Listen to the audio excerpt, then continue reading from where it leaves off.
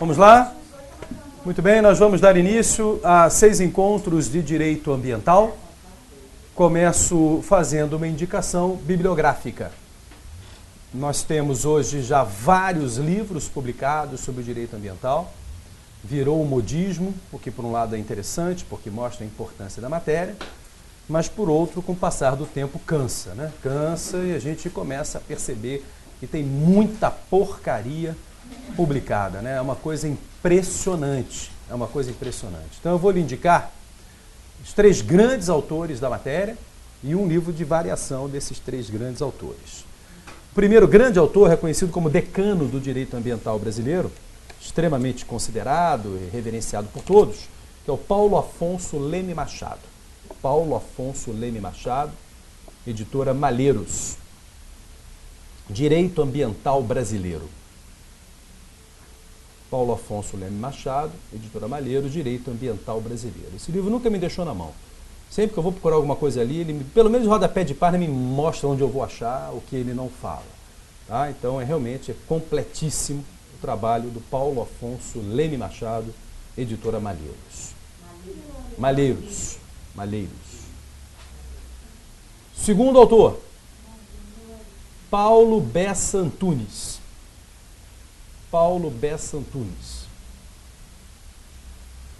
Editora Atlas.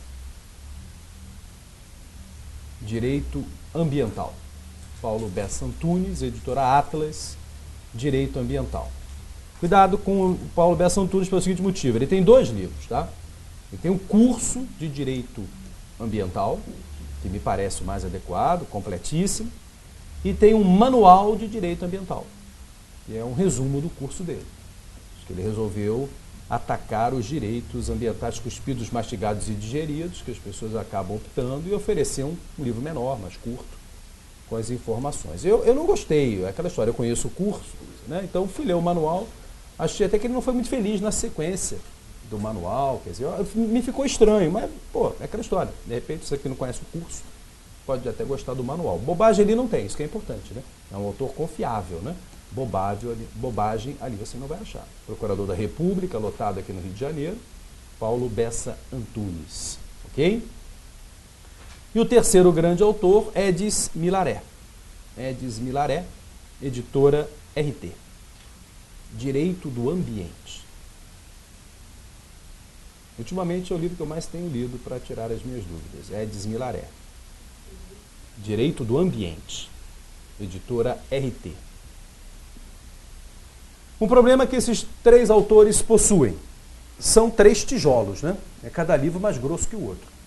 Isso assusta um pouco, né? Ainda mais uma matéria que ainda é uma matéria periférica em concurso público, né? Você vê um massa desse tamanho. O do Edis Milaré eu costumo falar para levar um amigo junto, para ajudar a levar para casa o livro dele. Porque você, sério mesmo, chega na livraria, tem o Edis Milaré aí, meu amigo, olha só, não precisa nem pegar, ok? Você fala, gente, é isso aí, isso não é a coluna do prédio não, meu? Não é enfeite, não, é o livro mesmo. Tá? É impressionante, o direito ambiental não para de crescer, o direito ambiental, eu volto a insistir, virou modismo, eu acho que o pessoal perdeu o rumo. Por exemplo, tem capítulos do direito ambiental totalmente desnecessários. Por exemplo, está na moda aí um tal de direito ambiental cultural. Todo livro de ambiental hoje tem um capítulo, direito ambiental cultural. O capítulo direito ambiental cultural nada mais é do que o tombamento. E tombamento já é estudado no direito administrativo, na matéria intervenção do Estado na propriedade. Né? A intervenção do Estado na propriedade já adota esse tema. Não acho, é igualzinho. Se você pegar não é exatamente, eu acho que é desnecessário, né? Talvez falar que é invencionismo pode ser também um exagero, mas eu não vejo diferença nenhuma. Pois é. E vai crescendo. Aí o editor fala, olha, tem que ser igual ao do cara. Aí todo mundo começa a falar. Então virou uma matéria hoje estudada no direito ambiental. Agora você pega esse capítulo de direito ambiental cultural, é o mesmo comentário que eu faço em direito administrativo. Tá? É o comentário do Decreto-Lei 25 de 37 da União, que regula tombamento. Quer dizer, não tem nenhum perfil próprio de meio ambiente para justificar. Então tem. que é outro capítulo totalmente desnecessário, que vai estar uma moda danada também, todos têm, direito ambiental artificial. Direito ambiental artificial. Aí você pega o capítulo do direito ambiental artificial e o comentário do Estatuto da Cidade. Logo, é direito urbanístico. Pô, já tem um ramo do direito próprio para isso, pô, direito urbanístico.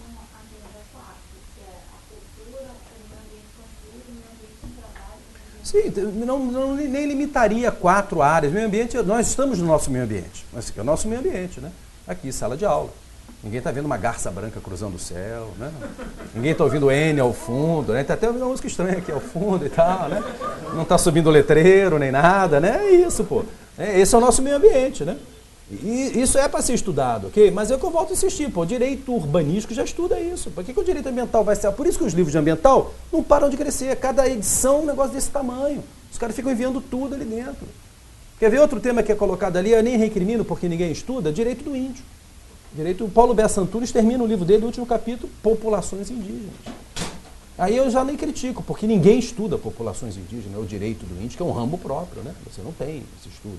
Ao menos mal, aí pelo menos o ambiental assume. Agora, assumir matérias que já existem em outros ramos, e sem um viés próprio, sem nada, sinceramente, não justifica. Mas por isso que o negócio é desse tamanho. Agora, eu vivo falando, livro grande tem que saber usar, né? Tem que ter medo de livro grande. É melhor um livro grande com informação confiável do que um livro pequeno só falando bobagem. Você ainda perde tempo aprendendo errado. Quer dizer, então, paciência, pô, é o que tem. Tá? Agora, se quiser algo menor, eu indico José Afonso da Silva, constitucionalista de renome, editora Malheiros, direito constitucional ambiental ou direito ambiental constitucional, nunca guarda a sequência. José Afonso da Silva, direito ambiental constitucional, editora Malheiros. É metade dos outros. Agora, se você comparar o índice é basicamente o mesmo. E é um autor confiável. Tá? É um autor confiável. Não é o melhor livro, mas é confiável e ajuda muito aí a, pelo menos, ter uma coisa menor para você buscar informação. Ok?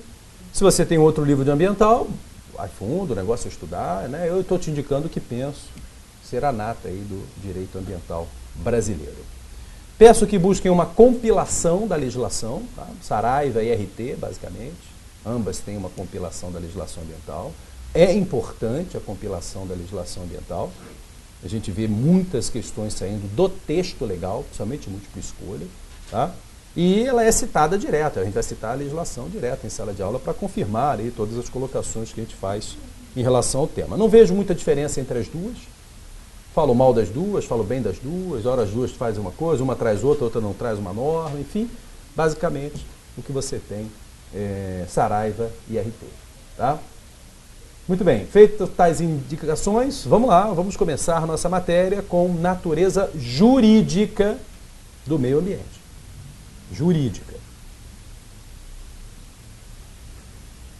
E chamo logo a sua atenção para o nosso artigo constitucional, né? Artigo 225. Nossa Constituição da República, pela primeira vez, no título 8º da Ordem Social, dedica um capítulo ao meio ambiente. Artigo 225. É um capítulo de artigo único, mas melhor do que nada, né? Ganhou um destaque num capítulo dentro de um título próprio da Constituição, Ordem Social, capítulo 6º, Meio Ambiente, artigo 225. E olha a redação do 225. Todos têm direito ao meio ambiente ecologicamente equilibrado. Agora, bem de uso comum do povo. Aí está a natureza jurídica do meio ambiente. Bem de uso comum do povo. E cuidado, a palavra público não está aí. Porque a gente escuta falar em bem de uso comum, lembra logo do bem público de uso comum, bem público de uso especial, bem dominical, não é isso? Artigo 99 do Código Civil, que fala dos 3 tipos de bens públicos. Cuidado que quando você vai ver, você já escreveu bem público de uso comum. Sai por osmose.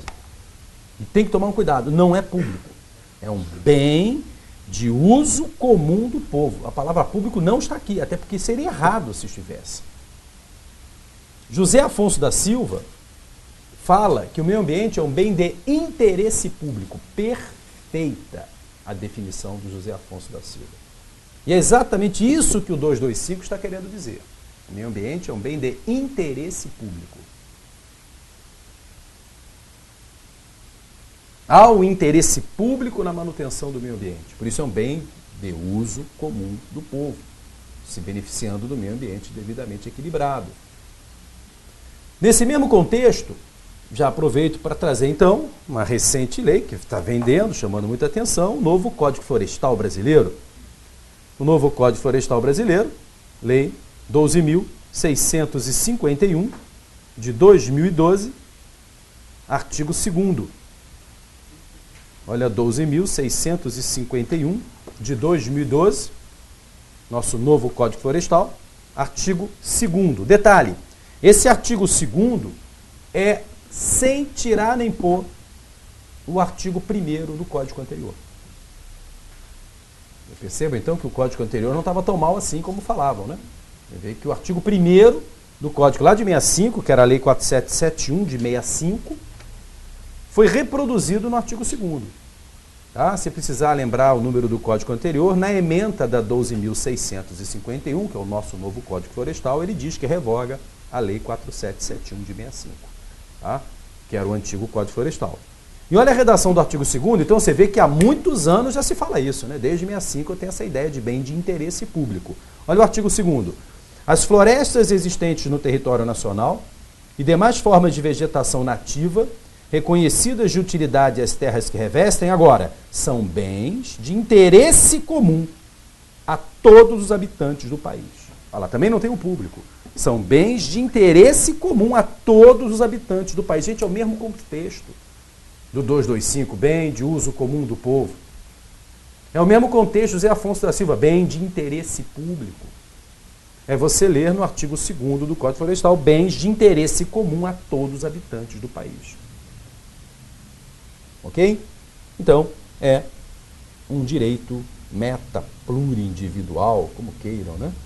Atingindo aí indiscriminadamente qualquer cidadão. Por isso é rotulado, inclusive, como direito humano de terceira geração, né? Direito humano de terceira geração. E atenção, falo geração, tá? Não acho nada de errado na expressão. Não me convence gestação, dimensão. É geração, pô. Até porque as gerações têm que se entender, pô. Se vira e entende, pô. Ok? Então, pluri ou meta individual. O interesse difuso, vou colocar nesse contexto, né? Interesse difuso. Por isso ligado a direito humano, né? E se é ligado a direitos humanos, tem que tomar muito cuidado.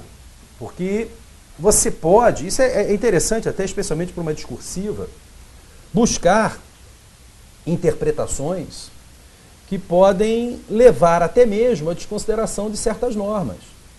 Porque em relação aos direitos humanos nós temos o princípio do pro homine, né? O princípio do pro homine é aquele que, na interpretação, num eventual conflito de normas, vamos ficar com a mais favorável ao ser humano. E isso, minha gente, por exemplo, num tratado internacional e uma lei nacional sobre meio ambiente e tal, você pode acabar desqualificando a legislação nacional, utilizando um tratado, okay? Usando esse princípio. O princípio é muito bom na hora do concurso quando você não tem uma resposta. Você sai pelo princípio do pro homine, ok? Eu vou citá-lo, por exemplo, mais à frente, quando eu falar em competência normativa.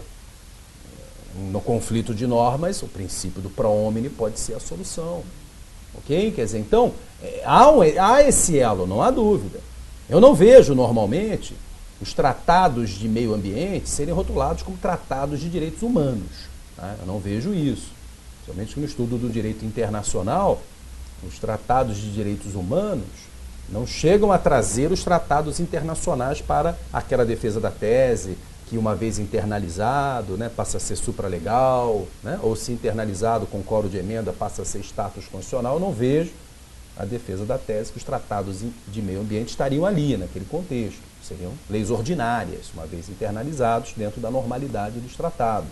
Mas é um caminho, é uma alternativa. E já que é uma alternativa, eu gostaria de cara também de fazer uma lembrança.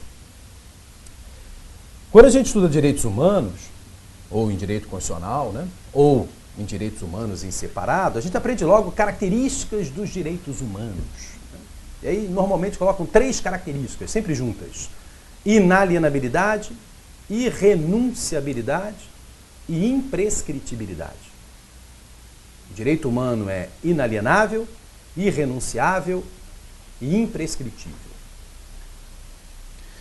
Eu me preocupo especialmente com o último, tá? Imprescritível. É uma moda falar que o dano ambiental é imprescritível.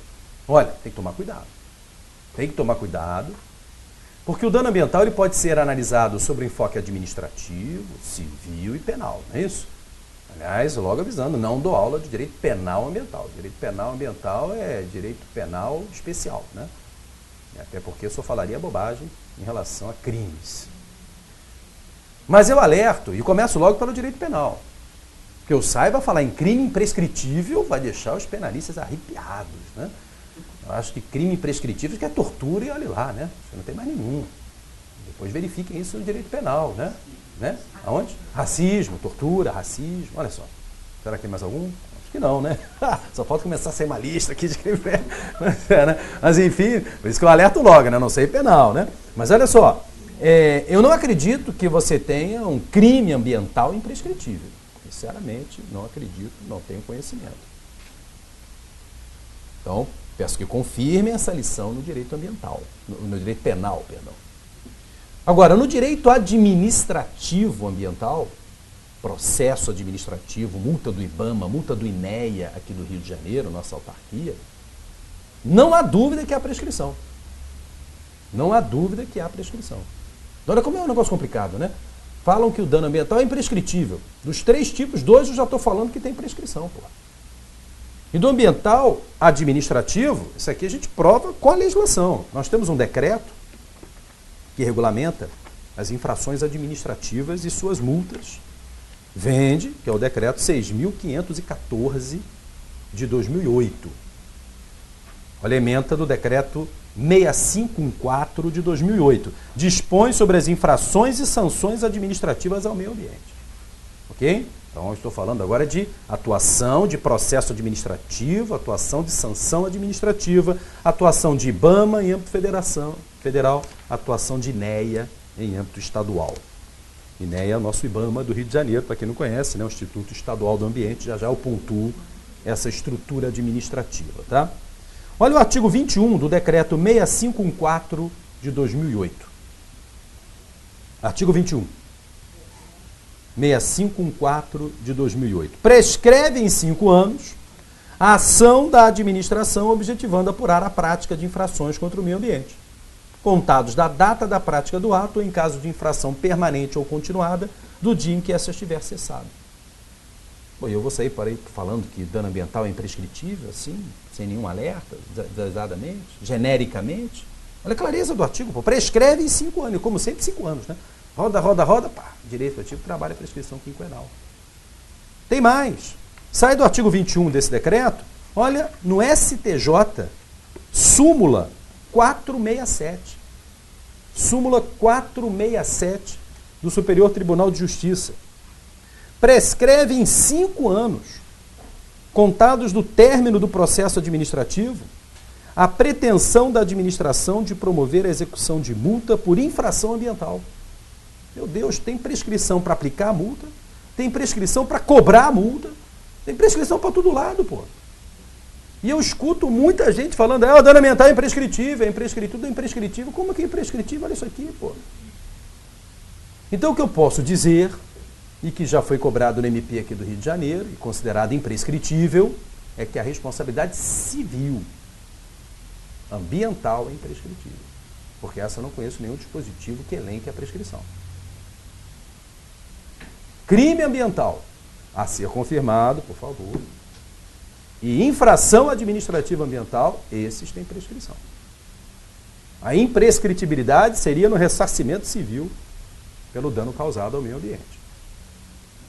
Então, cuidado aí para não sair, né, alargando essa tal imprescritibilidade, que é muito ligada por fato do meio ambiente ser um direito humano de terceira geração em relação aos direitos humanos, né? Por isso, a tortura, né, aqui colocada como um crime imprescritível, né?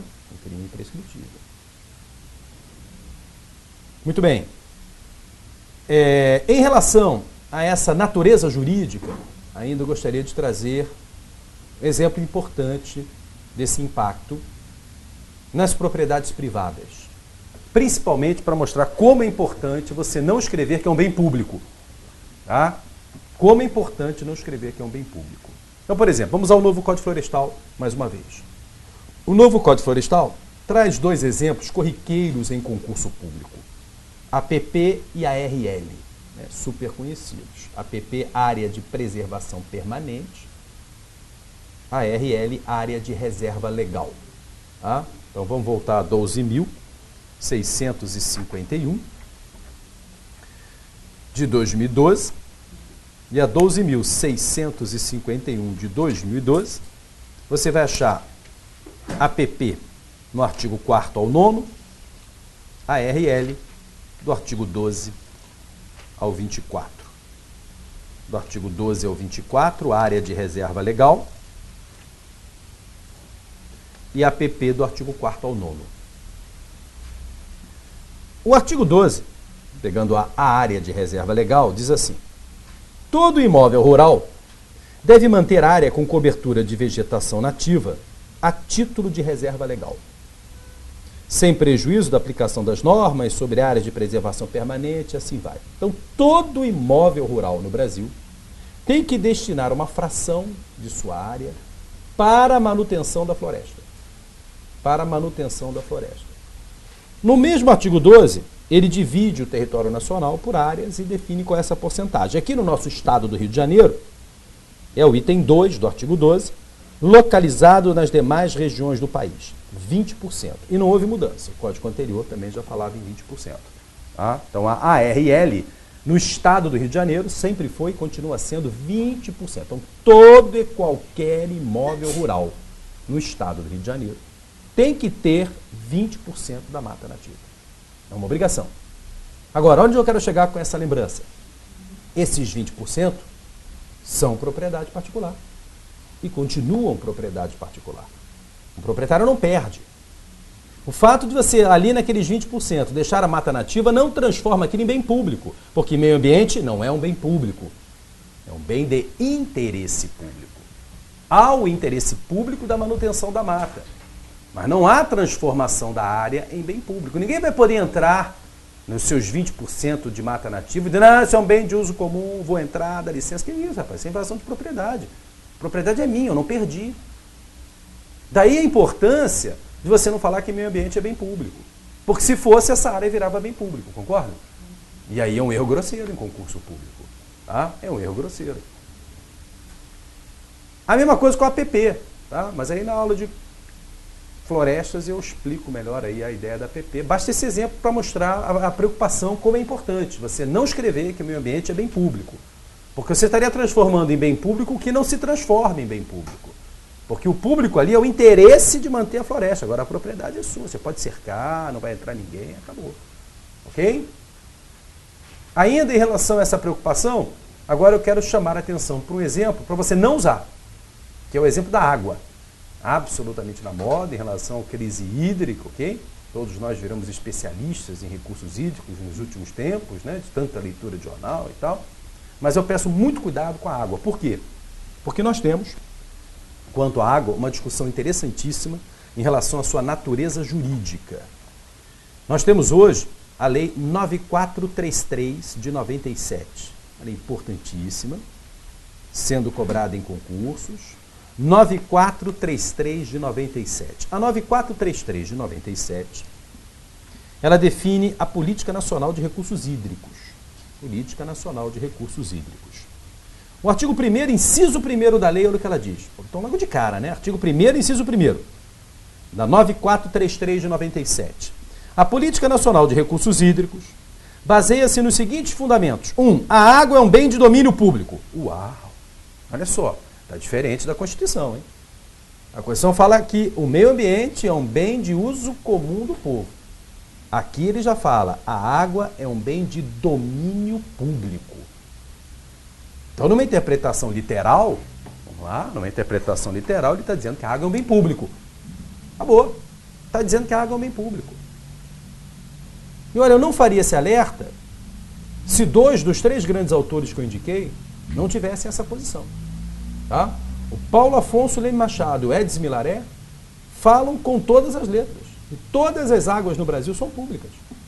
Não há mais água particular. E é claro que isso não é pacífico. É claro que é uma enorme discussão. É claro que o outro lado da moeda é interpretar a lei de acordo com a Constituição. E a Constituição não fala que o meio ambiente é bem público. Então a maioria contemporiza e fala, não, não é bem isso que ele quis dizer, isso tem que ser interpretado no contexto 225, a água é um bem de interesse público e não um bem público. Então, em suma, tem discussão sobre a natureza jurídica da água. Então, na hora que você vai explicar que o meio ambiente não é um bem público, não me traga água, pô. Porque você vai estar criando um caso. Porque tem autor que fala que é bem público, e não é qualquer um, pô. São dois grandes expoentes da matéria. Traga a APP, traga a ARL, que é indiscutível e é bom, é um novo código, vende bem, o examinador conhece. Agora, não me traga água para explicar que o meio ambiente não é um bem público. Porque diz a lei que a água é um bem público, mesmo que envolta em discussão, no mínimo há dúvida. Ok? Paulo Afonso Leme Machado e Edson Milaré falam que a água é um bem público. O Edson Milaré fala desde a Constituição de 88, ele é até mais radical. O Paulo Afonso Leme Machado fala com a lei de 97, 9433. Finalizando essa apresentação do meio ambiente, a gente se preocupou com o aspecto jurídico, óbvio, né? Mas se você precisar algum dia falar do conceito técnico de meio ambiente, eu aproveito e te apresento o que considero a principal lei ambiental brasileira, que é a 6938 de 81. Ainda é uma lei de 1981, lei 6938 de 81, porque simplesmente a 6938 traz a política nacional do meio ambiente. Então é uma lei fundamental, né? Define qual é a postura do Estado diante do meio ambiente. 6938 de 81, conhecida como PNMA, Política Nacional do Meio Ambiente. E nessa lei, como em qualquer outra lei ambiental, você tem, logo no início, artigos de conceituação. Toda lei ambiental, se não é no segundo, é no terceiro, traz artigo de conceitos. Aqui é o terceiro. E olha o terceiro, inciso primeiro. Para os fins previstos nesta lei, entende-se por 1. Meio ambiente. Conjunto de condições, leis, influências, interações de ordem física, química e biológica, que permite, abriga e rege a vida em todas as suas formas. Eu costumo completar esse conceito com o famoso né, porque eu não tenho nada a falar sobre isso aqui. Né? É um conceito puramente técnico. É só se você precisar. Está aqui a sua informação. O que me interessa foi o que eu fiz, o conceito jurídico de meio ambiente. Ok? Mas precisar um conceito técnico, sem falar bem ou mal, porque a gente não tem esse know-how, né? Está aí um conceito, inciso 1º do artigo 3º da 6938 de 81. Ok? Muito bem. Saindo do conceito, vamos para os princípios. Princípios do direito ambiental. O que não falta são princípios. É impressionante. Né? São muitos. São N princípios. N. O rol não acaba. O rol não acaba. O cara escreve um livro de ambiental e inventa um princípio. Vai dizer que o livro dele é diferente, só eu falo no princípio tal, ok? É impressionante, tá? Eu vou fazer o seguinte, para mostrar que eu não estou escolhendo à toa certos princípios. Eu vou trazer uma lei muito importante, principalmente em âmbito de procuradoria de município. Uma lei muito importante em âmbito de procuradoria de município, que é a lei dos resíduos sólidos. Recente, 2010, a lei 12.305. É a lei do lixão, né? Aquela que não pode ter mais lixão, tem que ter aterro sanitário e tal, ok? Muito citada na mídia. Então, lei 12.305 de 2010. Com base nesta lei, eu vou pensar princípios que ela mesma cita. Então, veja só, é uma lei recente e importante, tá? Para não ficar solta aí os princípios, vocês pensar que eu inventei o princípio que eu bem entendi. Olha o artigo 6º dessa lei. São princípios da Política Nacional de Resíduos Sólidos. São 11 incisos. E não tem um princípio em cada inciso. Tá? Tem vários incisos com vários princípios. Olha os dois primeiros. Pô, então, peraí, eu estou pegando os dois primeiros incisos do artigo 6º de uma lei importantíssima. 1. Prevenção e precaução, que eu ainda reputo os dois mais importantes princípios do direito ambiental. Prevenção e precaução. 2. Poluidor pagador e protetor recebedor. Poluidor pagador e protetor recebedor. E fora desse rol, mas dentro dessa lei, o artigo 33 da 12.305 me traz um princípio que está chamando muita atenção, até pelo nomezinho. Princípio da logística reversa. Princípio da logística reversa, olha o 33. São obrigados a estruturar e implementar sistema de logística reversa mediante retorno dos produtos após o uso pelo consumidor. Isto é, o empresário vai ter que buscar o seu produto depois que o consumidor usar. Independente de conlurbio, ele com o gasto dele, que vai ter que ir lá. Por isso, logística reversa. Tá? Até essa lei, esse princípio já existia com o nome destinação final adequada. Princípio da destinação final. Hoje ganhou o nome logística reversa. Então está chamando a atenção. Então, 5 princípios eu estou usando, uma lei recente de grande importância. Gostaria a esse rol acrescentar um 6º, e vou me limitar a esses 6. Vou falar um pouco sobre cada um deles, perfeitamente. Tá? 6º princípio. Usuário pagador. Eu acho até mais importante que o protetor recebedor que está lá no item 2 do artigo 6º dessa lei. Mas esse não está na lei, é usuário pagador. Está na lei de recursos hídricos, que eu vou citar na hora. Usuário pagador. Ok? Então, na ordem de importância eu tenho prevenção, precaução, poluidor pagador, usuário pagador, protetor recebedor e logística reversa. Vou fazer uma consideração aí sobre cada um deles. Ok? Vamos começar com prevenção e precaução. A essência da nossa matéria. Qualquer um, não precisa nem ser formado em direito, basta ler jornal, ser um cara ligado e tal, sabe que o dano ambiental, se for possível a recuperação da área impactada pelo dano, se for possível, é extremamente demorado e super caro. Claro que com felizes surpresas de recuperações mais rápidas do que esperado e tal, o próprio meio ambiente se recuperando, mas a regra é essa, né? Se for viável a recuperação, ela é lenta e caríssima. Então, diante desse quadro, qual é a ideia do legislador? Vamos fazer de tudo para evitar o dano ambiental. Princípio da prevenção. Se busca evitar o dano ambiental.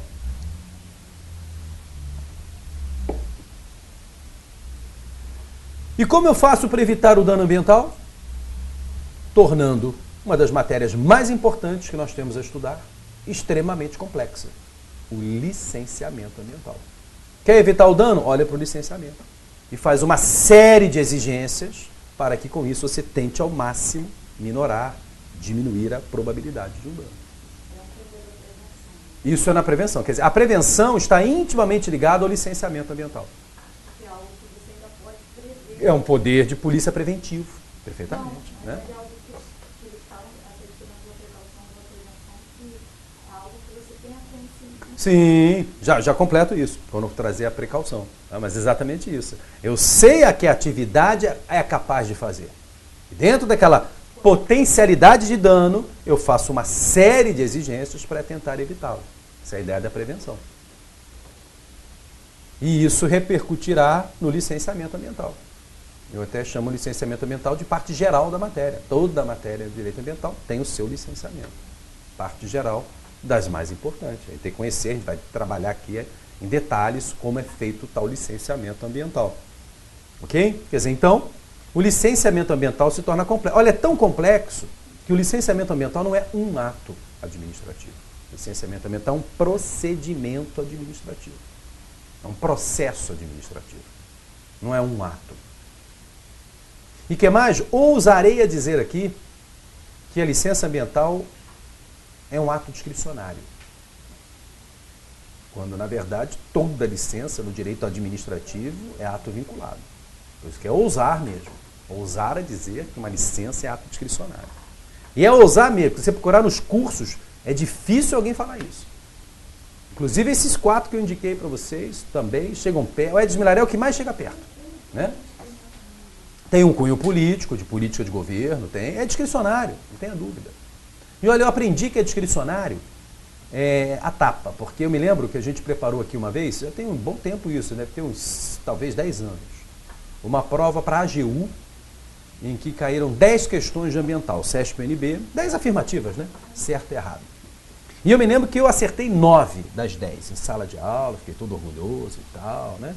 E eu só não acertei a 10ª porque eu não falei em sala de aula, porque eu não sabia. Não tinha a menor ideia que aquela questão podia ter caído e caiu. E a questão era certo ou errado? A licença ambiental é um ato privativo discricionário. Eu falei, opa, peraí, eu já sei que é procedimento, não é ato. Agora, licença, ato discricionário. Aí eu fui direto em todos os livros, ninguém falava nada. E até hoje, ninguém fala nada. Chega perto, mas ao fechar, e logo concluo que a licença ambiental é um ato discricionário. Ninguém bota isso com clareza. Aí no desespero eu fiz o seguinte, que é a minha última tentativa. Eu fui no gabarito, né? Porque eu não gosto de olhar muito o gabarito não, porque às vezes eu não confio também no examinador, né? Eu prefiro confiar na doutrina, nos bons livros e tal. Já que ninguém falou nada, eu fui lá no examinador. E no gabarito, né? E o gabarito disse que estava certo. Estava certo. Então, vamos raciocinar. Para a CESP, estava como ato, para a CESP-UNB, e vou concluir para a AGU, já que a prova era da AGU, a licença ambiental é um ato discricionário. Ok? Então, aquela história, né? Aí a ficha começa a cair e tal, e hoje eu tenho a convicção que é. Desde então, tenho a convicção. Não vou poder dizer autor nenhum que confirma isso. Ok? Mas tenho a convicção que é uma decisão discricionária. Então você vê que é bem diferente, né?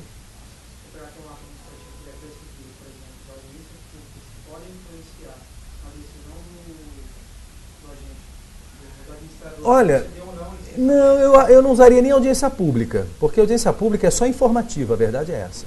A audiência pública pode influenciar, mas não condiciona a decisão. Eu já prefiro que você cite os estudos ambientais, porque a licença ambiental é intercalada por estudos ambientais, aí já é uma coisa técnica, que te prova que pode ou não pode, ok?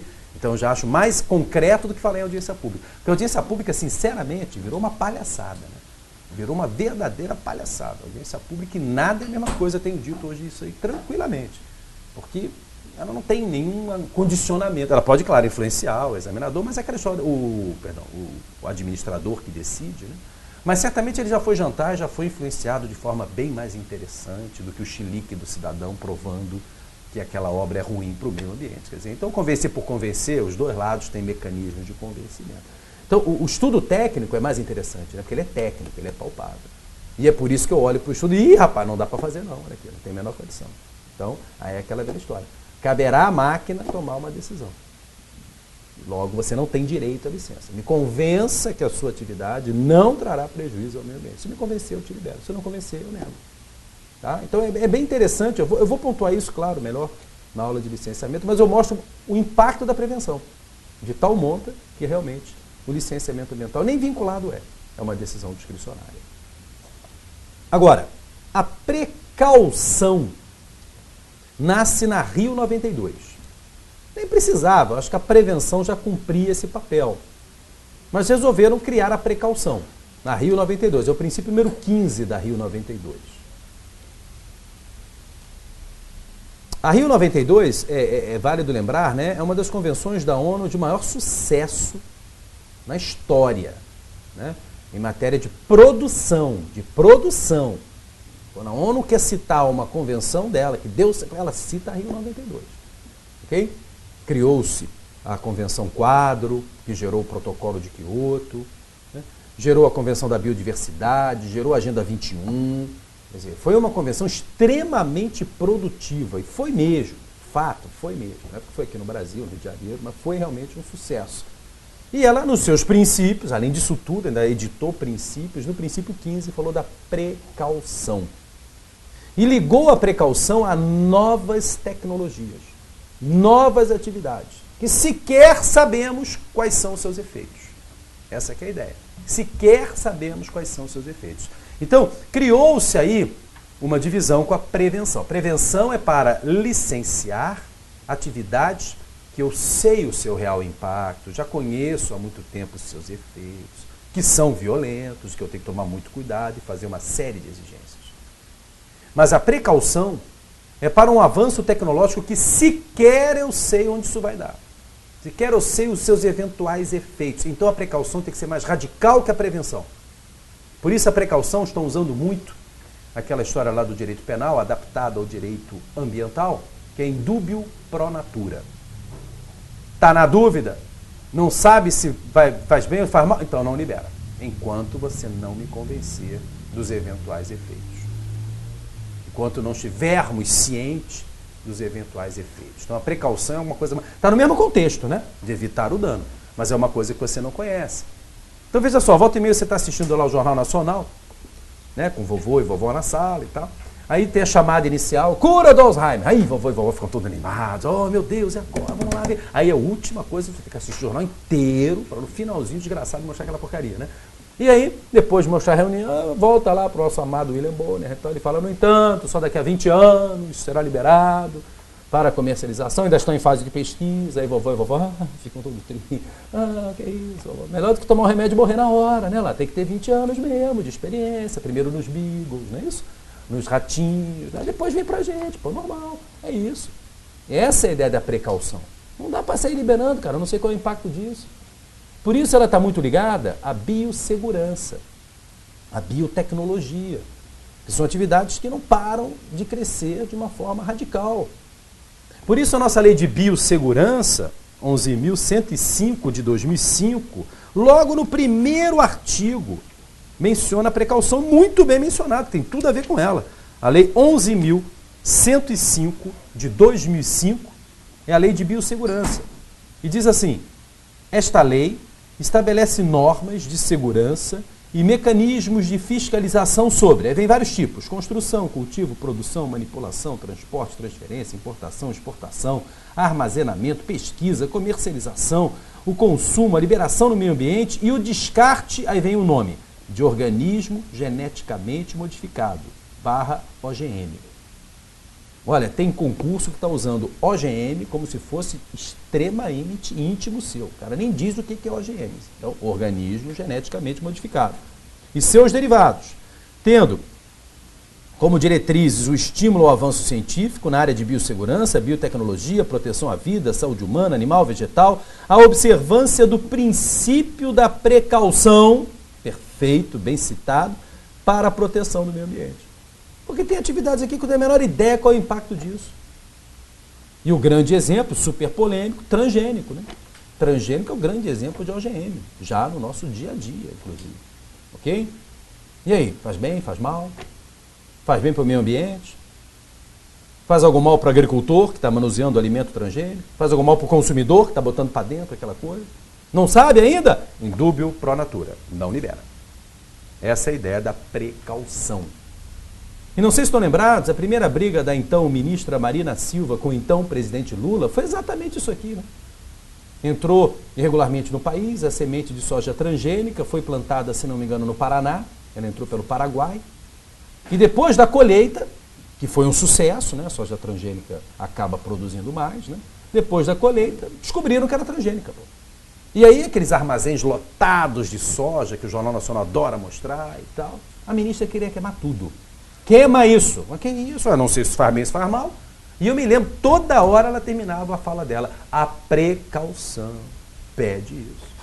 Aí vem o presidente Lula, minha filha, as pessoas estão morrendo de fome, eu não vou queimar isso não. Cadê a medida provisória? Me daqui, libera a soja transgênica. Aí começou a primeira briga entre eles.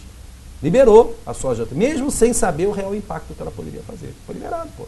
Medida provisória. Não sei se a preocupação dele era com a fome da população ou com argumentos que talvez tenha recebido, né, dos ruralistas e tal. Vamos jantar? Sem ser transgênico, vamos jantar, né? E tal, né? E lá saiu todo animado, feliz da vida, fez a MP e liberou. Não sei dizer, não vou fazer mau juízo, né? Porque eu não tenho informação.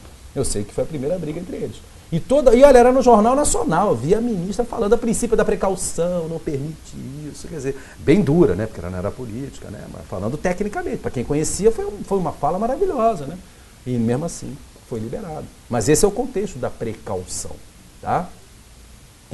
Eu particularmente não tenho nada contra OGM, tá? Eu acho que o avanço tecnológico é inevitável, certamente é interessante para o ser humano esse desenvolvimento, agora com precaução, né? Com responsabilidade. Eu não sei se é ingenuidade num país como o nosso, que o país não faz de conta, né? Que esse avanço vai ser feito com precaução. Mas também negar não dá, pô.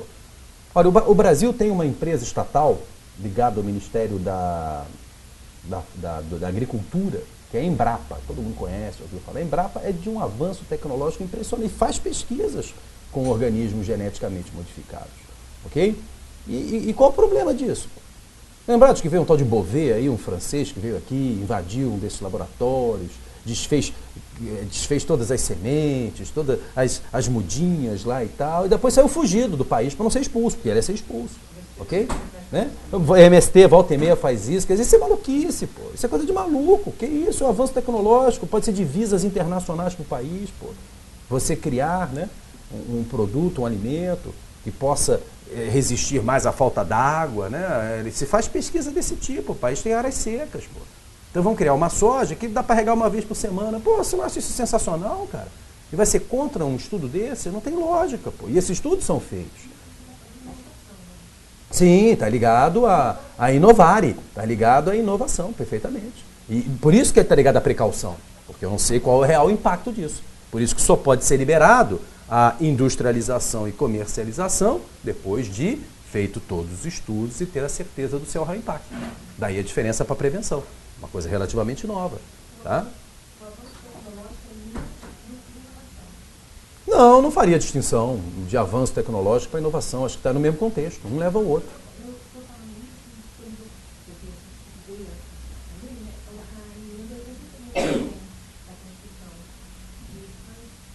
Sim. Sim, mas ele tem que ser feito o quê? Com a responsabilidade de todo o licenciamento adequado. Na área ambiental, claro que tem que ser provado que esse crescimento tecnológico, essas inovações, tem que ter um estudo que mostre que não trará risco ao meio ambiente, à saúde das pessoas, à saúde do trabalhador que está manuseando com o produto. Quer dizer, o contexto é exatamente esse. Tá? Por isso que a precaução traz efetivamente essa ideia da prevenção. Só que a única diferença é essa, é uma atividade que eu não sei qual é o seu real impacto. Tá? Quer dizer, então eu não tenho nada contra isso. Eu particularmente não sou um ambientalista dos melhores. Tá? Eu não tenho nada contra transgênico, não tenho nada contra saco plástico. Eu gosto de saco plástico, e agora? Né? Não tenho nada contra transgênico. Não tenho nada, que eu acabei de explicar, né? Com todo esse desenvolvimento tecnológico. Tá? Eu não tenho nada contra saco plástico, né? Então, mas aí é questão da responsabilidade das pesquisas, volto a insistir, ok? Por isso me chamam de doido, tudo bem, eu respeito as posições, eu respeito, ok? Minha mulher também me chama de doido, maluco, como é que você fala isso? Eu sou favorável a Belo Monte, olha só, é absurdo como você é favorável a Belo Monte, né? Por isso que eu volto a insistir. Então, eu volto a insistir, a ideia é que você debata, né? Tenha os seus debates, mas enfim, existe sempre o lado radical da coisa, a ciência. Agora, vamos lá. Então está aí prevenção e precaução. Agora, percebam, tem horas que ela não funciona, né? Nem a prevenção, nem a precaução. Por isso, terceiro princípio, poluidor pagador. Foi criado exatamente porque prevenção e precaução não funcionam. Né? Princípio do poluidor pagador. Alguns fazem pouco caso e falam poluo, mas pago. É interessante, né? Realmente, o cara polui, enche o bolso de dinheiro e paga uma multinha ridícula, né? Agora, se é para fazer palhaçada, faz logo direito. Polui e não pago, porque multa administrativa também ninguém paga, né? Então fala logo, polui e não pago, meu irmão, acabou, fim de papo. Faz o que você quiser aí, escreve na dívida ativa, pode processar, eu tenho ótimos advogados, não tem problema nenhum. Mas também não vou deixar o cara dormir tranquilo, né? Vai gastar dinheiro com advogado, desgraçado, vai pagar dinheiro do advogado, vai pagar custas, vai receber sábado de manhã até, doutor, o oficial de justiça quer falar com o senhor. O oficial de justiça vai te procurar, vai incomodar. O oficial está subindo o porteiro, escuta, espia, olha, fofoca e tal, né? Isso aí, fazer o quê? Mas também deixar o poluidor livre sem nada não dá, porra. Então tem que punir o cara, ou tentar punir o cara. E o mais importante no princípio do poluidor pagador é lembrar que a 6938 de 1981, desde 81, trabalha a teoria objetiva para o dano ambiental. Artigo 14, parágrafo 1º. 14, parágrafo 1º da 6938 de 81. sem obstar a aplicação das penalidades previstas neste artigo, é o poluidor obrigado, independentemente da existência de culpa, olha a teoria objetiva aí, independentemente da existência de culpa, a indenizar ou reparar os danos causados ao meio ambiente e a terceiros afetados por sua atividade. Então, o poluidor pagador é um princípio que adota teoria objetiva no dano ambiental. Agora, teoria objetiva é gênero, né? E eu tenho as suas variações. O problema é qual é a variação que eu vou aplicar. E aí temos discussões em relação a isso, tá? Eu posso colocar da seguinte forma, uma lição que aprendi com Eli Lopes Meireles, tá? Teoria objetiva, aquela que independe da existência de culpa, né? E ele divide a teoria objetiva em teoria do risco, teoria do risco integral e, não concordo, mas vou trazer, já que estou citando o autor, mas vou destacar de outra cor, teoria da falta do serviço.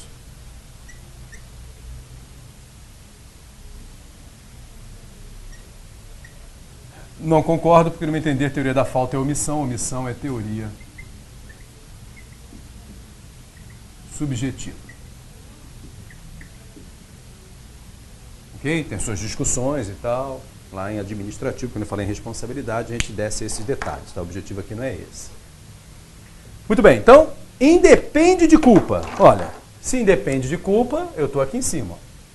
Estou na teoria objetiva, artigo 14, parágrafo 1º da Lei 6938 de 81. Então, de certa forma, a resposta é incompleta, né? É teoria objetiva. Agora, qual é a variação, candidato, da teoria objetiva? Aí você entra numa discussão doutrinária interessante. E gostaria de acrescentar esse quadro. Ele não tinha trabalhado isso, também morreu em 1990. Celso Antônio Bandeira de Mello acrescentaria aqui outra teoria. A teoria do risco suscitado, também conhecida como teoria do risco criado ou produzido. É, mais uma teoria, né? E pior que não para por aqui não, para ficar mais nervosa ainda daqui, pode botar entre outras, tá? Tem teoria da guarda, tem a teoria do risco social, né? Tem um bando de teoria. Variação da teoria objetiva, né? Eu estou me limitando àquelas que interessam ao direito ambiental. Especialmente teoria do risco integral e teoria do risco suscitado ou produzido ou criado.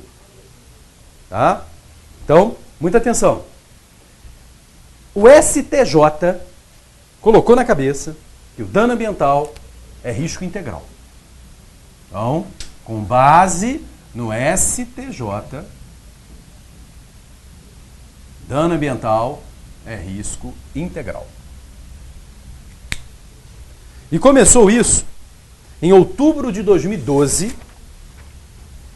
Vocês encontram essa informação no informativo 507 do STJ. Informativo 507 do STJ. Em diante, depois eu vou achar várias outras decisões confirmando isso. Boletim informativo 507, outubro de 2012. Ministro relator Luiz Felipe Salomão. Responsabilidade por dano ambiental é objetiva e pautada no risco integral, não se admitindo a aplicação de excludentes de responsabilidade. Então, diz o STJ em reiteradas decisões que o dano ambiental é risco integral. Ok? Então, chega numa múltipla escolha, prova objetiva, com base no STJ. Pô, fecha o olho, é risco integral. Eu não concordo com isso, mas eu marcaria isso. Ok? Agora lembro que o nosso rei da matéria responsabilidade, que é Celso Antônio Bandeira de Mello, no seu curso afirma que o dano ambiental é risco suscitado, criado ou produzido. Posição doutrinária de Celso Antônio Bandeira de Mello. E detalhe, em 2013, 2 concursos produzidos pela CESP-UNB, um de magistratura federal, não foi nossa região, o outro não me recordo, ela colocou no seu gabarito correto o risco criado. Então a CESP adota Celso Antônio, mas adota a expressão risco criado. E tinha uma dessas múltiplas escolhas que a outra alternativa era risco integral. Em detrimento ao integral, ela adotou o risco criado, que me parece acertado. Mas eu me baseei em Celso Antônio, não me baseei na CESP, não. A CESP é só uma informação, tá? Você vê que o tema não é pacífico. Que é pacífico, que é teoria objetiva, ninguém discute. Qual a variação é que é complicado, ok? Qual a variação que é complicado? E eu gostaria de fazer uma comparação, então, entre as duas teorias. Risco suscitado, criado ou produzido, e risco integral. E gostaria de começar pela colocação de igualdade. Risco integral e risco produzido, criado ou suscitado. E começar pelo traço de igualdade entre elas. Nenhuma das duas teorias aceita um excludente de responsabilidade. Nenhuma das duas teorias aceitam excludentes de responsabilidade.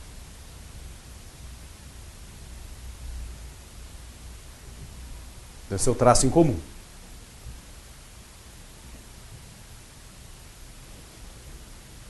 Agora, a diferença entre elas, e é o que me faz levar o risco suscitado como melhor posição. A diferença entre elas está no nexo de causalidade. Teoria do risco integral, que curiosamente é pouco falado, despreza o nexo de causalidade. Aliás, é por isso que é risco integral. Não tem nexo. Por isso que não tem nexo mesmo, literalmente, sem querer fazer gracinha a teoria do risco integral. Não tem lógica esse negócio, né? É um absurdo, é um exagero. Olha, o mesmo Eli Lopes Meirelles, atenção, cuidado, vou por direito administrativo. O mesmo Eli Lopes Meirelles falava assim, risco integral não existe no direito administrativo brasileiro. E todo o direito administrativo acaba repetindo isso. Não existe no direito administrativo brasileiro. E cunhou uma frase famosíssima. Se existisse risco integral no direito brasileiro, o Estado seria um segurador universal. Vocês já leram essa frase. O Estado seria... Essa frase é de Eli Lopes Meirelles. E é perfeito, pô. Olha aqui, não tem nexo, não tem excludente, ferrou, meu irmão. Qualquer coisa que te acontece, diz que a culpa é do Estado e eu vou lá e te pago. Não tem nexo. Isso mostra o exagero do risco integral. Mostra o exagero. O Estado vai fazer mais do que faz, óbvio, para tentar evitar dano. Se é que ele vai conseguir, mas é um absurdo, pô. Vou te dar um exemplo, que o Gasparini, concordando com ele, traz. Você vê o absurdo do negócio. Imagine um cidadão que resolve se matar e se joga pela janela. A família vai poder pedir indenização ao município. O que o município tem a ver com isso? Sei lá, pô. Não tem dano, não tem excludente, não tem nexo. Causa morte, choque com o logradouro público. Pronto. O logradouro público não é administrado pelo município? Então o município paga. Mas o que eu tenho a ver com isso? Não tem excludente. Não tem excludente. Acabou. Não tem nexo. Olha só, se não fosse o logradouro público, estava caindo até agora. Nem querer fazer gracinha, com tragédia alheia, claro, né? Mas é verdade, né? Estava caindo até agora. Lá, sei lá onde ele ia chegar, né? Pode ser até no Japão, que seja, né? Mas é isso aí. Morreu por quê? Bateu no logradouro público. Então, pode indenizar. Então, você vê que o Estado seria um segurador universal. Ok? Então, é claro que a minha formação, que é de direito administrativo, eu tenho enorme restrição ao risco integral. Se tem risco integral em acidente de trabalho, é acidente de trabalho. Se tem risco integral em seguro de trânsito, é seguro de trânsito, é uma lei específica, é seguro, não é uma ação do Estado. Então, em relação à ação do Estado, não tem, diz o direito administrativo. Tá? O risco suscitado é muito mais palatável. Só completando, já te passo a colocação. O risco suscitado é mais palatável porque tem nexo. No risco suscitado, existe nexo de causalidade. Não tem excludente, mas tem nexo.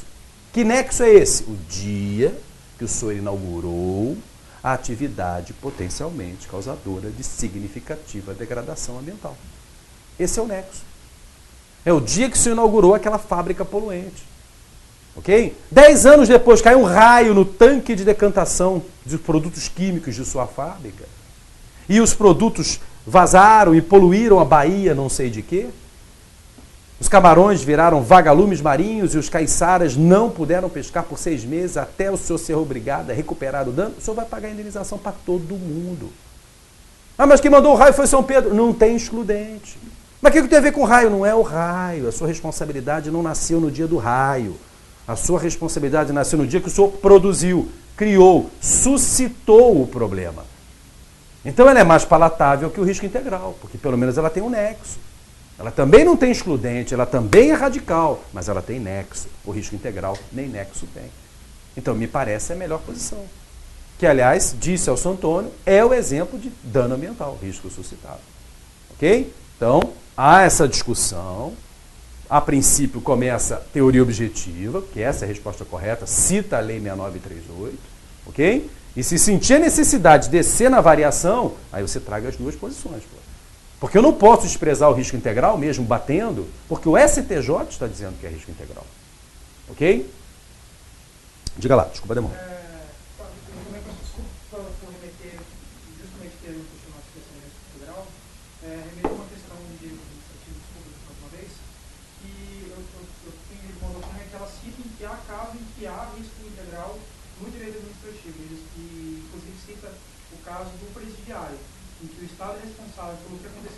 Não concordo. Mesmo quando, por exemplo, o fato de... Concordo, mas olha aqui. Ou o presidiário mata aquele presidiário, ou mesmo quando esse presidiário se mata.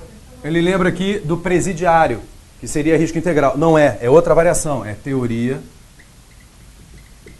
da guarda. A teoria da guarda. Teoria da guarda, não é só o detento, né? Guardando as devidas proporções, claro. O aluno da rede pública, a mesma coisa. O aluno da rede pública, o detento numa penitenciária, teoria objetiva, na variação teoria da guarda. O Estado responde para a integridade física do detento, responde para a integridade física do aluno da rede pública. É teoria objetiva numa variação já existente. Quer dizer, não usaria. Eu vejo no direito administrativo, pensei que você ia trazer esse exemplo, alguns admitindo dano nuclear como risco integral. Desde criança pequena eu escuto falar. E não é. Não é. Dano nuclear, na aula própria, não vou trabalhar isso aqui agora, dano nuclear é teoria do risco com excludente. E eu provo por A mais B, com legislação. Não é nem doutrina, não, blá, blá, blá, blá, blá, blá, blá. Provo com legislação. Só que atenção, Celso Antônio fala que dano nuclear é risco suscitado. Então tem variações e variações, ok? Quer dizer, do detento e do aluno da rede pública, a teoria da guarda, entre outras teorias. Tá? Para o dano nuclear, no meu entender, é teoria do risco, para Celso Antônio é risco suscitado. Né? Alguns falam em risco integral, principalmente os civilistas, adoram falar que dano nuclear é risco integral. Mas, sinceramente, eu trago legislação antes e depois de 88 que elenca excludentes de responsabilidade pelo dano nuclear. Então, eu não consigo falar que é risco integral. Então, realmente, em relação à máquina, em relação à conduta do Estado, eu só aceito um caso de dano com base no risco integral.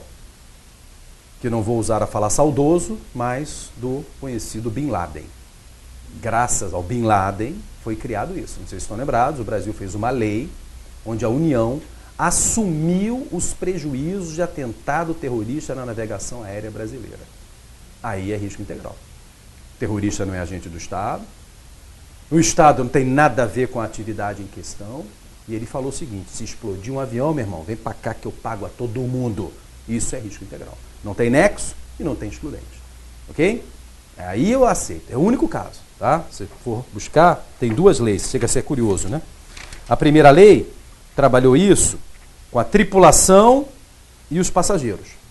Só que esqueceu que o avião cai em cima de alguém, né? Então, a primeira lei esqueceu disso. Aí fizeram uma outra lei também pagando em cima de que um avião cai, tá? Então, todo mundo é indenizado. Veja, a União não tem nada a ver com a história, tá? Então, você tem duas leis por causa desse esquecimento original, tá? A primeira é a 10.309, de 2001, vou encontrar isso, assunção pela União da responsabilidade civil por atentados terroristas. 10.309 de 2000. Fala em atos de guerra também, né? Mas o que chamou a atenção foi atentado terrorista. Olha lá, 2001, novembro, rapidinho, setembro, mas novembro, pum, saiu logo a legislação. E em outubro de 2003, a 10.744 de 2003. 10.744 de 2003. Mas aí você vê que é um caso peculiar, né? E porque a União falou, olha, vem que eu respondo. Se ela não tivesse feito isso, meu irmão, eu diria, não tem risco integral em relação à estrutura administrativa. Nem no dano nuclear. Nem no dano nuclear. Ok? Então existe dentro do poluidor pagador uma variação. E mais interessante, procura ver essa decisão do STJ, porque quando o STJ fala que é risco integral, a explicação do risco integral, curiosamente, é a explicação do risco suscitado ou produzido, o que fica mais enrolado ainda. Quer dizer, o ministro explica o risco suscitado ou produzido, mas chama erradamente de risco integral. Então, na verdade, o STJ confirma que é teoria do risco suscitado, apenas usa o nome errado. Se você lê, e olha, não foi só essa decisão, não, volto a insistir, tá? De outubro de 2012 para frente, são várias outras decisões. E quando ele, agora eu vou explicar o que é risco integral, aí ele explica o que é o risco suscitado ou produzido.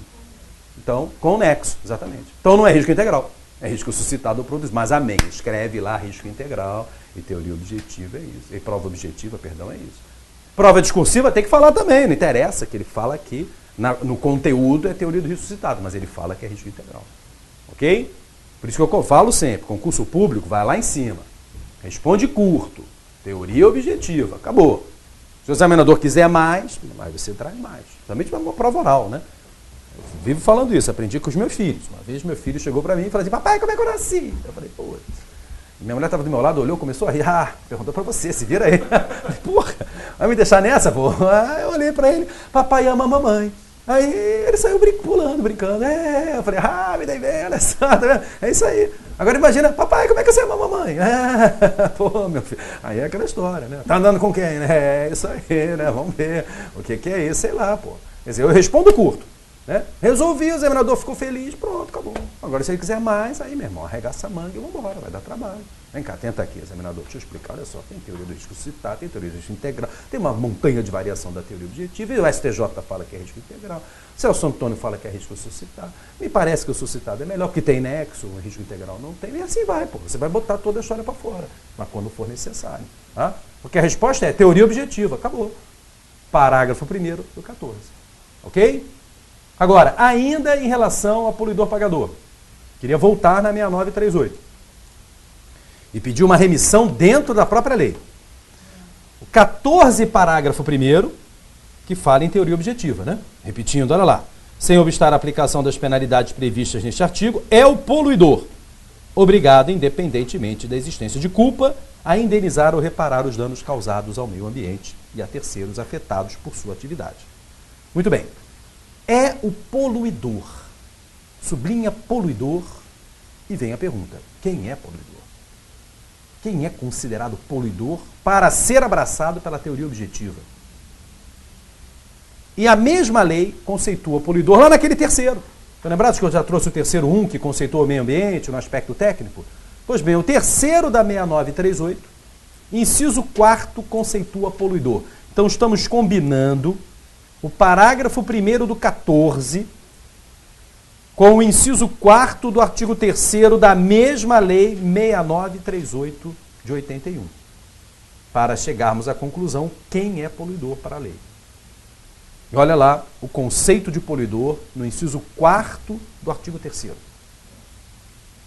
Poluidor, pessoa física ou jurídica, de direito público ou privado, responsável, agora, isso que está se destacando hoje, responsável, direta ou indiretamente, por atividade causadora de degradação ambiental. Opa, posso concluir então que eu tenho dois tipos de poluidores, o direto e o indireto. Poluidor direto e poluidor indireto. Olha, isso na época, minha gente, foi revolucionário. 1981, vou dizer o seguinte, teoria objetiva estava engatinhando. Risco integral era coisa de maluco. E você em 81 ainda fala que pessoa física responde objetivamente? Pô, em épocas de novo Código Civil, ninguém morre do coração ao falar isso. Mas imagina isso em 1981. Por isso que vivem falando que a legislação brasileira é revolucionária em matéria ambiental, supermoderna. E é. O problema, como qualquer outra legislação, não é aplicada, né? Esse que é o grande problema dela. O país não faz de conta. A lei é linda, mas na prática ninguém aplica isso. Então vamos lá. Poluidor direto, poluidor indireto. Poluidor direto é o empreendedor, né? É o empresário, aquele que fez lambança, aquele que todo mundo sabe, está lá o nome da empresa, a marca dela lá. Esse é o poluidor. Então esse aí não tem problema. O que está chamando a atenção hoje em dia é o poluidor indireto. Até porque sobre o direto já se perguntou tudo e mais alguma coisa, né? E em relação ao poluidor indireto, ele está ganhando outro nome hoje em dia, tá? É a mesma coisa, questão de denominação, mas está vendendo mais a corresponsabilidade ambiental. A corresponsabilidade ambiental. O indireto. Poluidor indireto ou corresponsável ambiental. Mesma coisa, tá? O nome corresponsabilidade está vendendo mais. Não seria o que consome, mas o que ajuda a causar o dano. Eu vou trazer os 3 casos. O coautor, parceiro, enfim. Mas são 3 casos de corresponsável ambiental. E vou começar pelo que está chamando mais atenção, porque o novo Código Florestal, enfim, positivou a situação. Agora, cuidado. Eu não posso falar que é novidade, porque a jurisprudência já era farta em condenar esse corresponsável. A novidade é a positivação do fato. Nunca se teve uma lei confirmando isso. Então, não venha falar, o novo Código só criou uma coisa. Não criou. A jurisprudência já era farta em condenar esse corresponsável. Ok?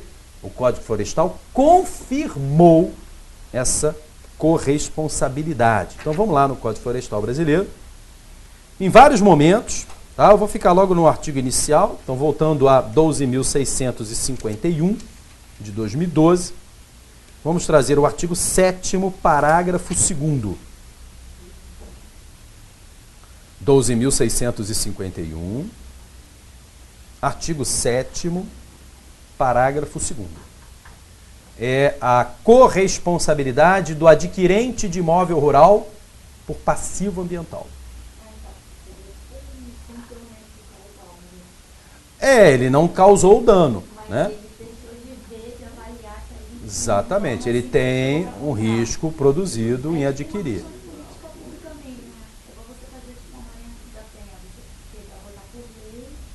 Sim, mas já tinha jurisprudência, é que tá. Não é uma novidade, tá? Não é uma novidade. A jurisprudência sempre admitiu essa possibilidade para ter a responsabilidade de quem está lá, né?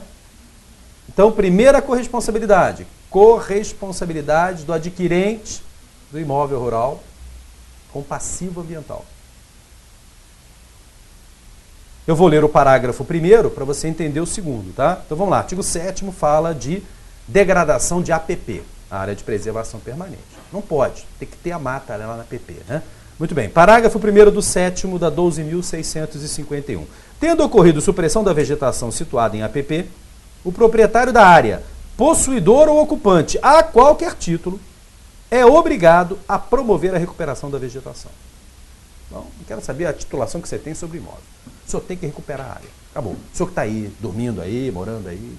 Okay? Não quero saber se o senhor é proprietário, se o senhor é posseiro, se o senhor é ocupante. O senhor vai recuperar essa área. Muito bem. Parágrafo 2º.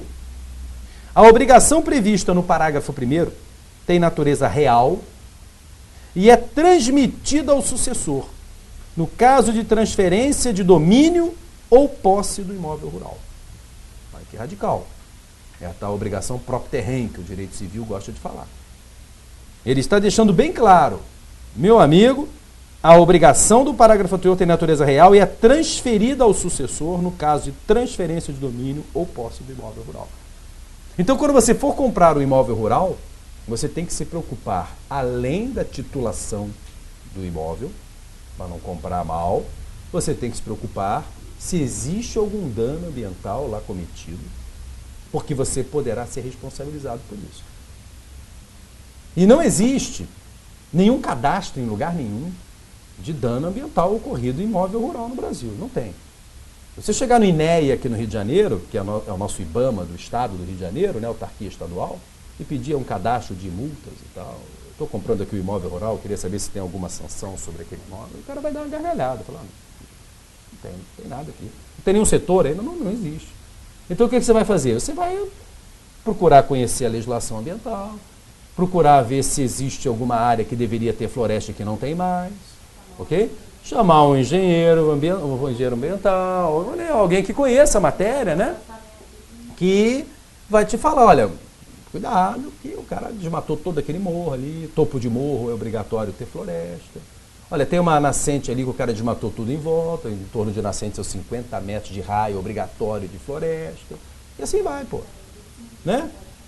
Que tem 45 graus, perfeitamente. Então tudo isso você vai ter que bater o olho, porque se tiver desmatado, se passar a fiscalização, a recuperação é tua. Ok? Claro que depois você que se vira lá contra quem te vendeu, né, para ter um ressarcimento, mas a legislação ambiental não quer nem saber. Não quer nem saber. Eu quero é receber a multa do dano ambiental.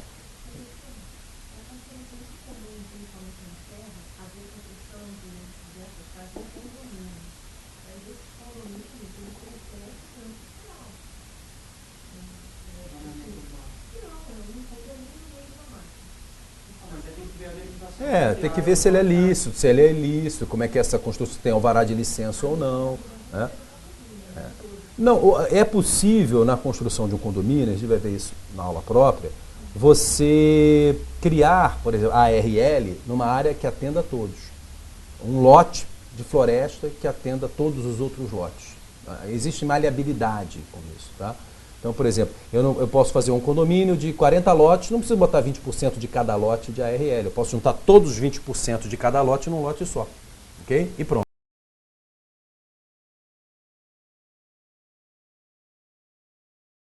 Só que a APP não tem como. A APP eu não posso desmatar. Eu tenho que efetivamente recuperar a floresta. E aí não interessa se lote é aqui ou acolá, porque aí eu não posso transferir de um lado para o outro. Eu tenho que manter literalmente. Em ARL dá até para fazer isso.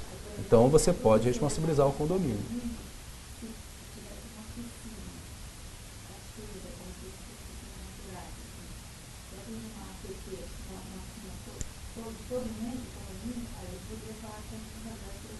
Sim, existe isso muito, né?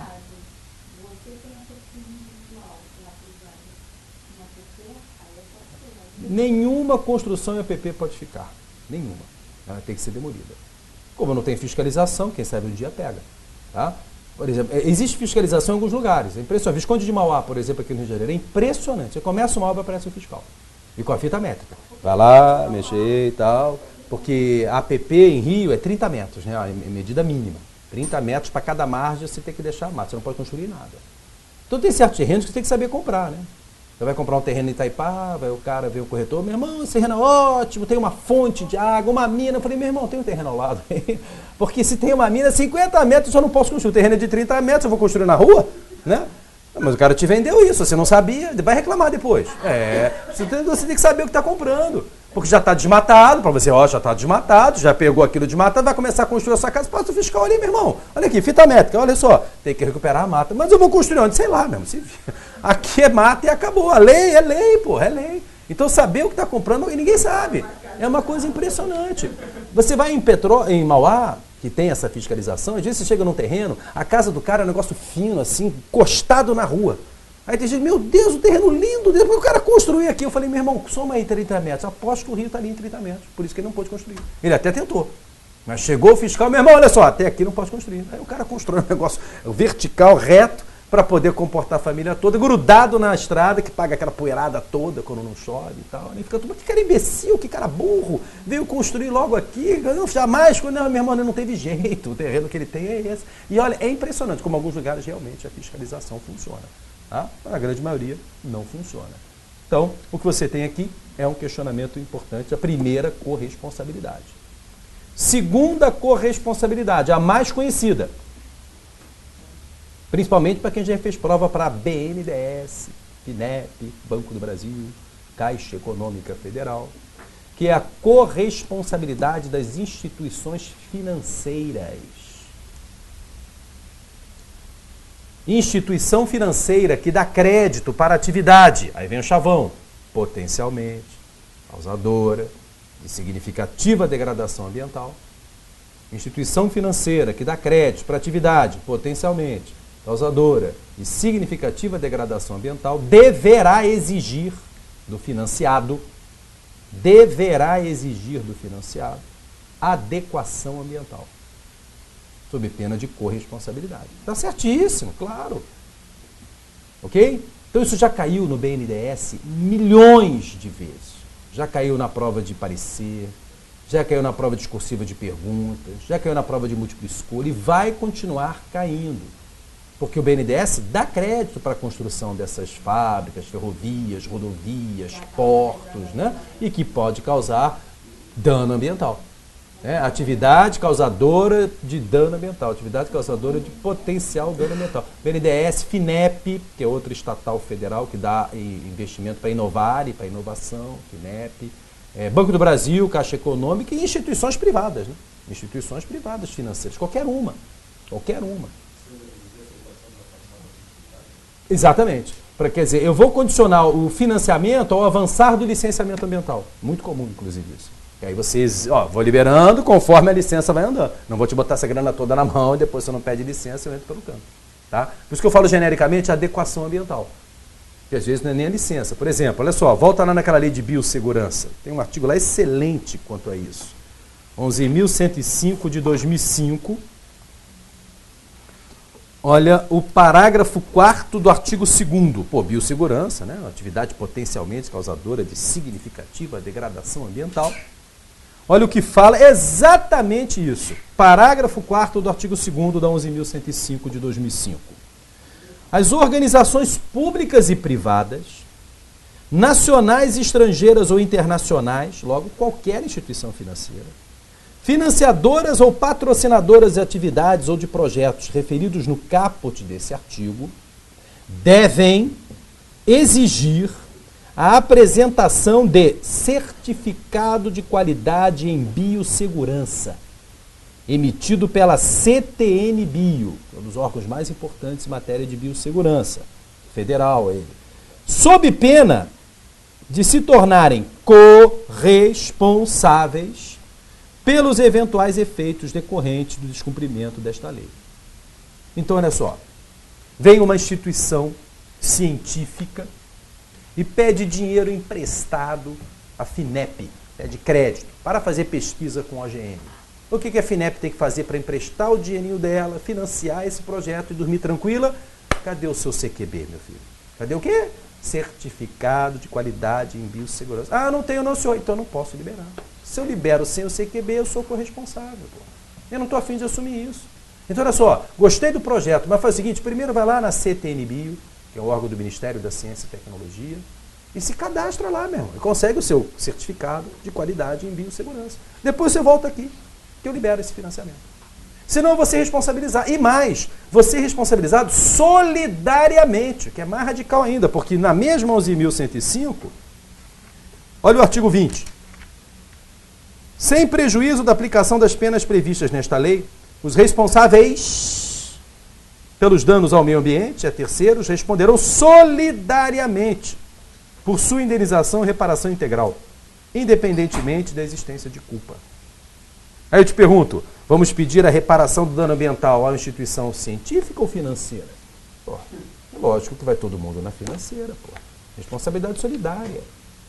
Por quê? Porque deu financiamento e não pediu, genericamente falando, adequação ambiental. Tem que pedir, pô. Ok? Então, muito importante quem sonha aí com BNDES, jurídico de Caixa Econômica, Banco do Brasil, FINEP. Importantíssima, tá? A matéria. Então, artigo 2º, parágrafo 4º, combinado com 20 da 11.105 de 2005, confirma a corresponsabilidade da instituição financeira solidária e teoria objetiva. Ok? Muito bem. Terceira corresponsabilidade da administração pública. Terceira corresponsabilidade da administração pública. Quando esta falha nas exigências do licenciamento ambiental. Quando há falha no licenciamento ambiental. Ela deixa de exigir Requisitos legais para o licenciamento ambiental. E aí não interessa se é desídia, se é corrupção, não interessa. Se foi jantar ontem com o empresário, jantar foi em Paris, deu carona de jatinho, volta todo feliz. Aí o empresário pede uma coisa, mas é claro, lhe devo essa, vai fundo.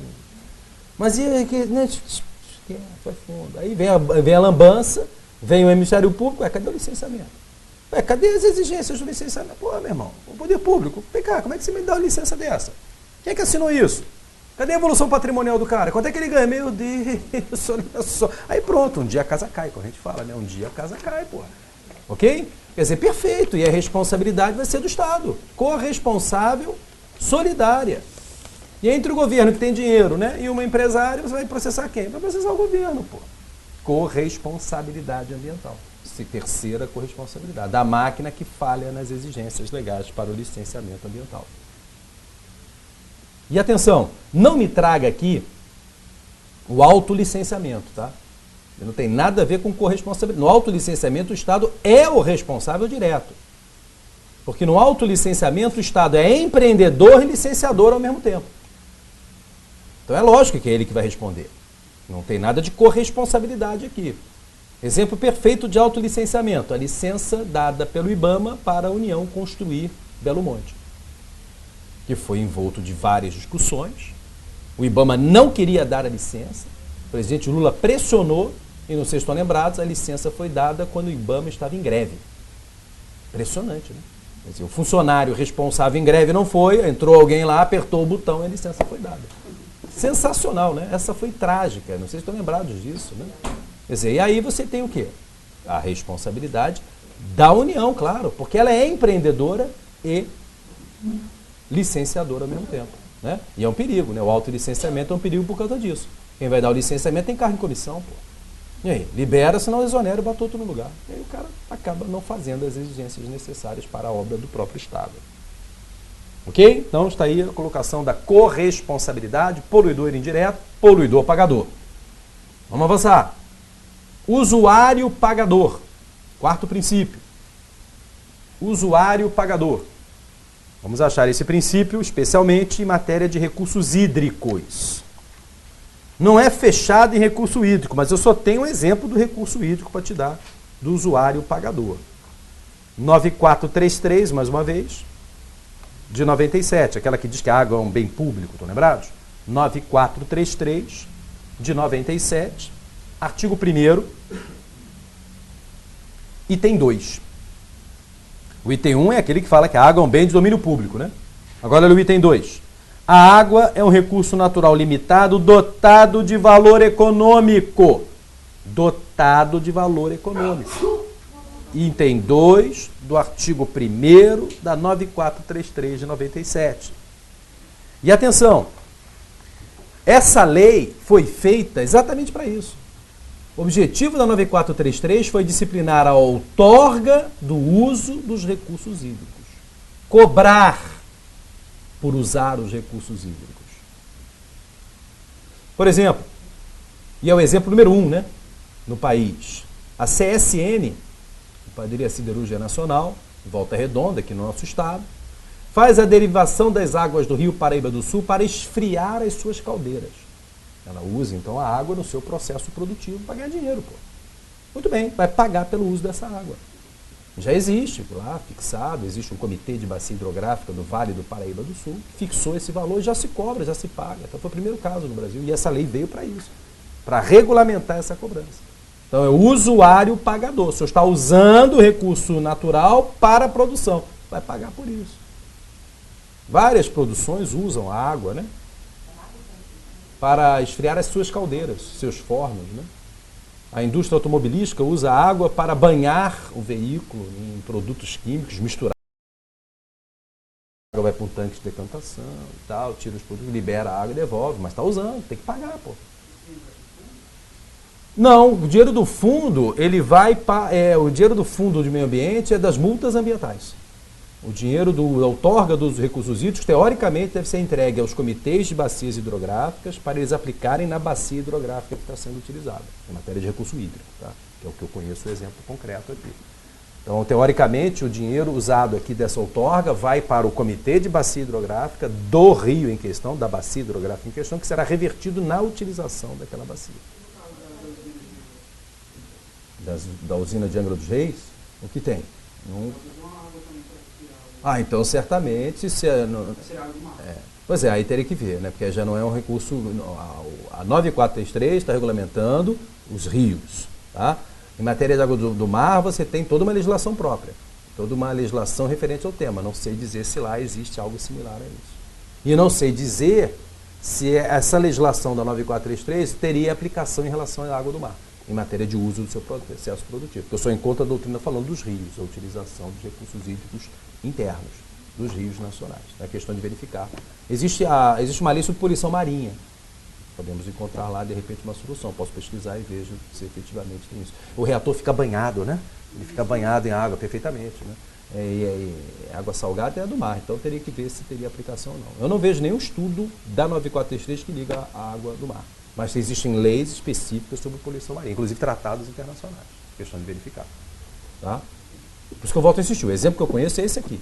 Tá? Existe outro usuário pagador? Não há impedimento nenhum, desde que se produza algo específico inerente a usar um recurso ambiental no seu processo produtivo. Ok? Quinto princípio. Esse aí é rapidamente colocado, porque não foi efetivamente materializado ainda, que é o protetor recebedor. Protetor recebedor. Eu cheguei a apostar que ia ser Bolsa Floresta. Errei por pouco. Bolsa Floresta. Virou Bolsa Carbono. Já que floresta sequestra o carbono, ficou mais bonitinho falar Bolsa Carbono. Lá, vai na página do Ministério do Meio Ambiente, já tem um ícone lá, Bolsa Carbono. Mas que eu saiba ainda não foi viabilizada, não foi materializada. Eu vou pagar para o proprietário manter a floresta de pé. Protetor recebedor. Não tem a ver com o protocolo de Kyoto, não. O protocolo de Kyoto é em relação aos países desenvolvidos bancarem movimentos limpos de desenvolvimento. Então aqui não há um desenvolvimento, aqui é proteção da floresta realmente, tá? Independente do protocolo de Kyoto. Tá? Não, o crédito de carbono é do protocolo de Kyoto. Tá? É inerente ao protocolo de... o nome é carbono porque a floresta sequestra carbono. A floresta que sequestra carbono pode até fazer um projeto e receber crédito de carbono. Tá? Mas o protetor recebedor, Bolsa Carbono, não tem a ver com o protocolo de Kyoto. É você pagar para o proprietário manter a floresta de pé, não desmatá-la. Para pequeno proprietário, isso cai do céu. Porque a atividade rural, gente, é radical. Já pegou numa enxada? Já pegou numa enxada? Eu já peguei enxada. Eu gosto de área rural, eu tenho um sítio, eu pego na enxada. Normalmente sai cheio de bolha, dor nas costas. Isso depois de 15 minutos. É lógico, né? Com o caseiro lá, agora vai fazendo ré. Eu vou só atrás. É um horror, minha gente. Pô, vai pegar a enxada com sol na testa pra você ver. Aí você vira para esse produtor rural, meu irmão, senta, olha e fica vendo a floresta crescer. Eu te pago por isso. O cara solta o sorriso. Oh, meu Deus, que isso? Manda para cá. E claro que desmata, faz outras coisas e tal, e continua recebendo a Bolsa Carbono. Só que ela não saiu do papel ainda, tá? Já existe, criado o projeto, mas que eu saiba, ela não saiu. Pois é, mas que assim seja. A mesma crítica da Bolsa Família, né? Você, em vez de ensinar o cara a produzir, né? Mantém, mas enfim. Para proteger, vale tudo. A diferença aí é que a pessoa, em tese, poderia utilizar tudo, toda a propriedade dele, menos naquela área de proteção permanente. Mas, e mais? Da Bolsa aí, ele poderia não utilizar a propriedade dele inteira, manter em floresta nativa, por exemplo, ou então reflorestar, e por isso ele receberia. E mais, pequenas propriedades, você pode admitir na floresta nativa culturas para que se retire floresta extrativista, como a gente fala, né? Uma exploração extrativista limpa dos recursos naturais da própria floresta. O próprio Código Florestal traz isso hoje em dia. Tá? Então você tem várias formas de você, mesmo mantendo a floresta, ainda retirar o lucro da manutenção da floresta, além de receber Bolsa Carbono. Mas eu volto a insistir, ela não saiu do papel. E finalizando, a logística reversa. Finalizando os princípios que eu elenquei, né? Volto a insistir, o que não falta são princípios, tá? Então, finalizando até o encontro de hoje, nosso horário já até bateu, vamos lá. Artigo 33 da 12.305. são obrigados a estruturar e implementar sistema de logística reversa mediante o retorno do produto após o uso pelo consumidor, de forma independente do serviço público de limpeza urbana e de manejo de resíduos sólidos, os fabricantes, importadores, distribuidores e comerciantes. E aí elenca 6 produtos que já estão objetos da logística reversa. Mas antes de elencar os 6 produtos, atenção, aqui se fala o termo técnico, tá? Acordo setorial. Todo mundo que se deu bem na venda, faça um acordo e vá buscar o seu produto de volta. E ele elenca aqui, fabricante, importador, distribuidor e comerciante. Então esses 4, se caso concreto os 4 tiverem atuado na cadeia de venda do produto, vão sentar, cada um vai botar um pouquinho e vão criar um processo de logística reversa. A grande novidade desse rol é o último inciso, 6º, produtos eletroeletrônicos e seus componentes, onde vamos incluir aqui a famosa linha branca. Comprou uma Brastemp nova? Que legal! E aí, vai fazer o que com a Brastemp antiga? Vai dar pro porteiro, né? Vai ligar pro porteiro. Que Brastemp aqui, o cara vai, doutor, pô, meu quartinho já tem 5 geladeiras. É a do senhor, eu conheço, tá velhinha, doutor, não quero não, obrigado. E aí, você vai fazer o quê? Eu sou a geladeira velha. Vai esperar passar aquele carro na frente da sua casa? Compra o ferro velho, compra o ferro velho. Não lembrar? Já não passou na tua casa um negócio desse? Aí você chega na calçada, o cara já tá lá na esquina. Meu irmão, e agora? Faço o quê? Eu vou ligar para a Brastemp, vem buscar. E ela vai ter que ir. Ela vai ter que ir. Ok? Não sei se na linha branca já foi feito o acordo setorial, não tenho informação. Mas tem exemplos aqui que já existem há milhões de anos. Por exemplo, agrotóxico. Há milhões de anos a lei de agrotóxico fala que você tem que devolver a embalagem à loja. Ok?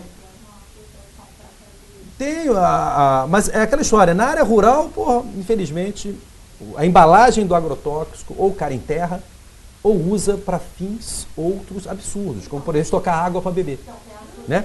Ele limpa e pronto, e guarda água para beber, porque a embalagem é bacana, né? A embalagem agrotóxico normal, porque porra, é um produto exatamente, é reforçar. Aquele miserável da área rural vê uma embalagem reforçada, fica nervoso, manda isso para cá e tal, e usa para um bando de coisa. Ok? É triste, né? E, teoricamente. E olha, curioso, além de agrotóxico, você só pode comprar agrotóxico com receita. É igual comprar remédio, pô. Alguém já comprou agrotóxico com receita? Que isso, o cara chega lá e compra o que ele quer e vai embora. E teria que devolver para a loja. Né? Ah, sim. Aí é uma coisa mais... É o grande consumidor que quer, poderia gerar uma dano. Mas o pequeno agricultor usa. Tá? Olha só, outro exemplo, pilhas e baterias. Já existe há milhões de anos, né? Pilhas e baterias. Aí pneus, óleos, lubrificantes e assim vai. Então a ideia da logística reversa é exatamente essa. Ok? Um caso desse agora no autódromo, quando a prefeitura e a concessionária foi desfazer para fazer as obras, né? Fazer o Parque Olímpico, foi autuada, porque o que acontece? Eles separaram num determinado lugar, só que aquela comunidade da Vila Autódromo está sendo retirada dali pelo prefeito, né? E na época não queria sair, estava mal briga, eles jogaram fogo nos pneus. Que absurdo, naquela área. Justamente para poder, causar destinação final inadequada. Destinação final inadequada. já tinha colocado no lugar, estava aguardando vir, ter um transporte adequado, Exato. uma coisa Para a retirar. destinação final. Eles fizeram isso para poder... Pneu hoje faz asfalto. Pneu hoje dá para fazer produção de asfalto. Quer dizer, tem uma destinação final adequada. Ah, então a gente fechou a parte introdutória. Aliás, minto, fechamos a primeira parte da parte introdutória. Próxima aula eu vou falar de competências administrativas, normativas e jurisdicional. Ok? Aí a gente fecha a parte introdutória falando do CISNAMA, que são os órgãos que existem no meio ambiente. Até lá.